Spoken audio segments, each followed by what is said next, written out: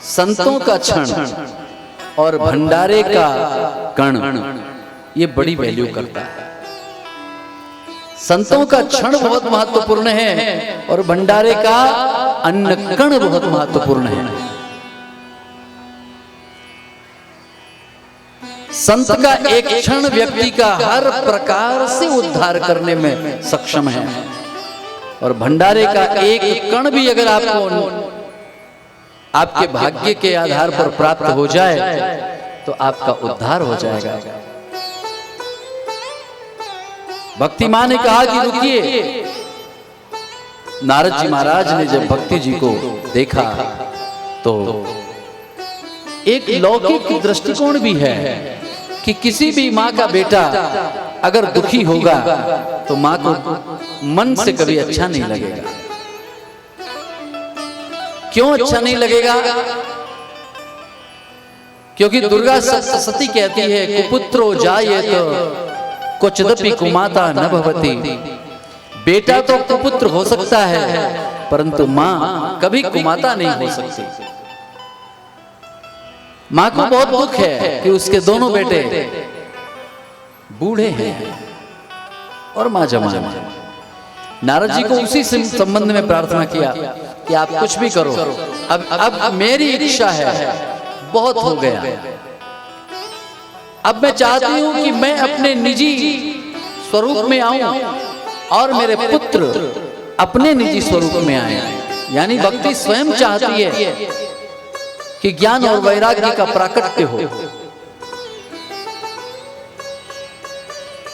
अब अगर दृष्टि से सोचिए आप, भक्ति ज्ञान वैराग्य की मां है।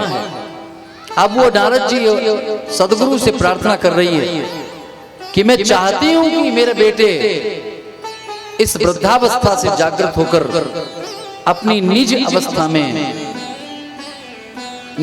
में पहुंचे, निज अवस्था को प्राप्त करें। यानी वो जागृत हो जाएं, सचेष्ट हो जाएं। एक बहुत अच्छी बात मैं निवेदन करूंगा। मां की ममता और वात्सल्य को अनुभव करने का इससे बड़ा मुकाम मिल नहीं सकता। क्योंकि कितनी अच्छी बात है कि मां जब चाहती है कि हमारा बेटा बड़ा हो जाए, हमारा बेटा ज्ञानी बने, संतों से प्रार्थना करती है।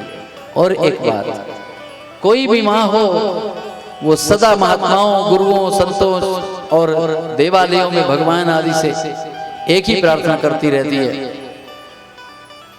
कि हे प्रभु, हे गुरुजन, हमारे बच्चे उन्नति करें, हमारे बच्चे अच्छे रहे।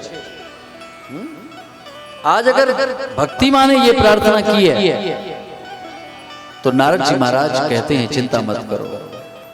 वृथा खेदयसे बाले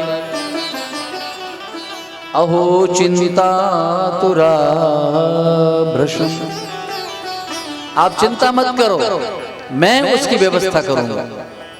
नारद जी ने बहुत प्रयास किया, वीणा बजाई, कुछ भगवान के कीर्तन सुनाए कि ज्ञान वैराग्य जो बेहोश है वो होश में आ जाए। लेकिन जब लाभान्वित नहीं करा पाए तो भगवान नारायण के धाम की ओर यात्रा करने लगे।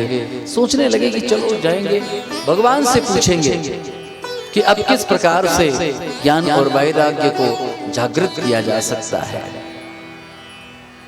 तो उस समय रास्ते में सनक, सनंदन, सनातन, सनत कुमार, ये ब्रह्मा जी के पुत्र हैं, बहुत ही विद्वान हैं। इन चारों को ब्रह्मा जी ने जब जन्म दिया था तो पिताजी से प्रार्थना करते पूछते हैं कि पिताजी क्या आज्ञा है मेरे लिए। तो ब्रह्मा जी ने आज्ञा दिया था कि जाओ तुम सृष्टि करो। इन चारों ने मना कर दिया था कि पिताजी, मैं इस सृष्टि के संबंध की कोई चर्चा न तो करना चाहता हूं न सुनना चाहता हूं। ये सब विषय आपका है, मैं तो भगवान का भजन करने आया हूं। ब्रह्मा जी ने श्राप दे दिया था सनकादिकों को कि जब तुम सृष्टि नहीं करोगे तो तुम्हें बड़े होने की आवश्यकता क्या है। इसलिए मैं तुम्हें श्रापित करता हूं कि सदैव 5 वर्ष के ही बने रहोगे।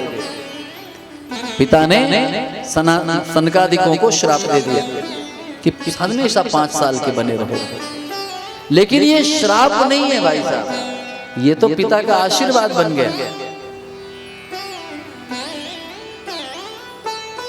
भगवान ने स्वयं इन सनकादिकों को स्पेशल पावर दिया था कि आप कभी भी मेरे पास आ सकते हैं, आपके लिए हमारा वैकुंठ का दरवाजा सदा सर्वदा खुला रहे। एक बार भगवान के धाम का दर्शन करके हमारे सनकादिक लौट रहे हैं और नारद जी महाराज का उनसे मिलन होता है। विषय किया तो सनकादिकों ने नारद जी महाराज के भाव पढ़ करके बड़ी सुंदर श्रीमद् भागवत की कथा का भाव सामने रखा और एक अवसर आया कि भक्ति ज्ञान वैराग्य को श्रीमद् भागवत कथा सुनाई गई और जिसके परिणाम स्वरूप ज्ञान वैराग्य की जागृति हुई। अपनी निजी चेष्टा में पहुंचे और भक्ति मैया बहुत खुश हुई।